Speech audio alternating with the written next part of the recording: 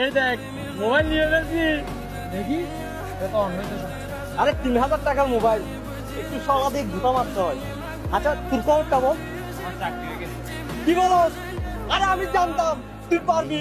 আমি না matric pass, আমার বন্ধু তো শিক্ষিত বড়। প্রজেক্ট কমপ্লিট হয়ে যাওয়া উপলক্ষে নিয়ে স্টাফদের নিয়ে একটা পার্টি থ্রো করো। Disgusting. Hey you, come here. প্রজেক্টের একটা ডিসিপ্লিন আছে, পার্টিতে নতুন জুতা পরার। স্যার বেতন পাইলে জয়েন না দিতে বেতনের কথা না, তোমাদের অভ্যেস বলে এরকম কেন? স্যার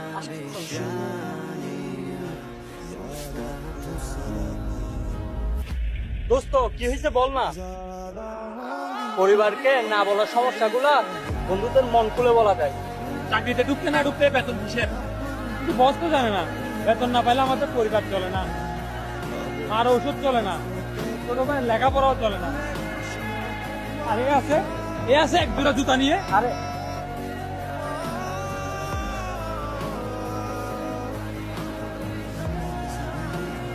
দোস্ত আমি আসি, কালকে দেখা হবে এই টাইমে এই জায়গায়।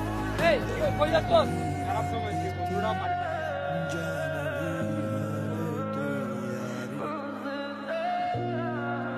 এই নে